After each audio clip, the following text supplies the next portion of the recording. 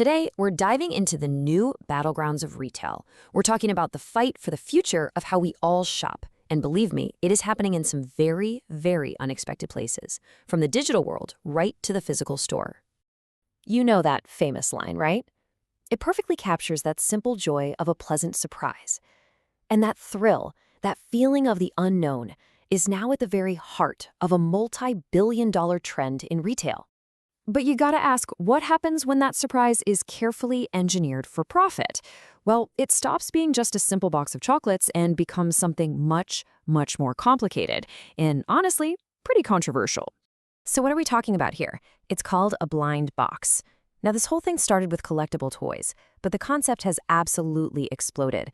We're seeing it in cosmetics, clothing, even food. It's a business model built entirely on that allure of surprise. This brings us to our first case study. We're going to look at how regulators all over the world are trying to get a handle on this. I mean, are these products just a bit of harmless fun? Or are they a form of unregulated gambling that's preying on our love of a good surprise? You see, as blind boxes and their digital cousins, loot boxes, became these massive multi-billion-dollar industries, governments were kinda slow to react. So now they're scrambling to draw a line in the sand.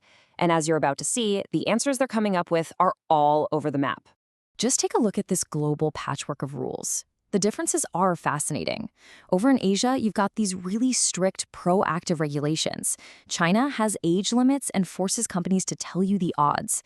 South Korea is heading them where it hurts, with fines based on total revenue. But then you hop over to the West, and wow, it's a completely different story. The EU has no single law. The UK is basically letting the industry police itself, and the US is taking a case by case. It really highlights these different cultural viewpoints, right? Asia's proactive stance versus the West's more hands-off, buyer beware tradition. And if you want a perfect example of the chaos in Europe, look no further than this. You have two courts, one in the Netherlands and one in Austria, looking at the exact same type of product in the game FIFA. The Dutch court said, nope, not gambling, it's part of a bigger game of skill. But the Austrian court focused on the fact that you can sell the prizes you win for real money, and they ruled it is illegal gambling. Two totally opposite conclusions. It's wild. So while Europe is kind of stuck in this legal debate, the US Federal Trade Commission, the FTC, is taking a much more direct approach. Instead of waiting around for new laws, it's just using its existing power to protect consumers. And trust me, they mean business. Let that number sink in. $20 million. That is the massive fine the developer of the hugely popular game Genshin Impact had to pay to settle charges from the FTC. This wasn't some little warning shot. This was a direct hit. And you know what? That huge fine was just the beginning. The FTC forced some major changes. No more selling these things to teens without their parents' okay. They have to tell you the odds, straight up. And they have to stop using those confusing virtual currencies that hide the real cost. This really shows you the power of direct enforcement. Okay, so let's shift gears. We're going to move from the digital world right into the physical store aisle, because it turns out the rules are being rewritten there too. A whole different kind of battle is being fought over crime, safety, and who's really responsible for protecting our stores. This right here is the central question. Major retail groups are saying, yes, absolutely, we are under siege from organized crime, and it's putting everyone in danger. But is that the whole story? And their big solution is this piece of legislation, CORCA. They've been lobbying Congress really hard for it.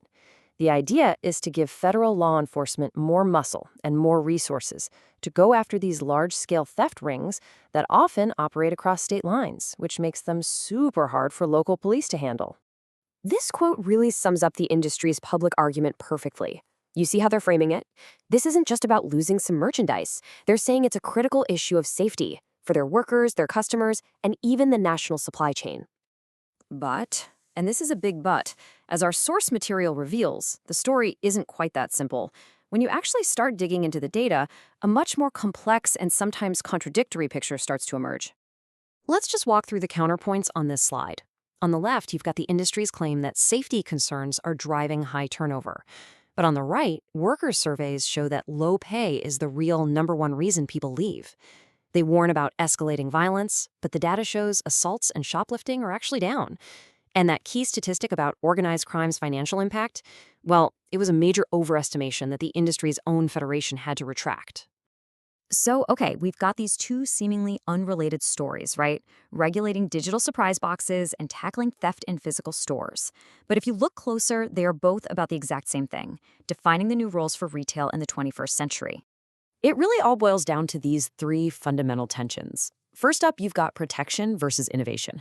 How do you regulate something like blind boxes without killing a new and popular business model? Then there's experience versus exploitation. When does the thrill of a surprise cross the line into something that's actually exploiting customers or employees? And finally, freedom versus regulation.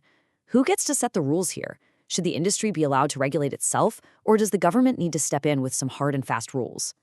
Both of these battles show that whether it's the hidden odds in a digital box or the hidden costs of crime and safety in a physical store, the new frontiers of retail are forcing us all to ask a very, very important question. When the full cost of something isn't clear up front, who is it that ultimately ends up paying?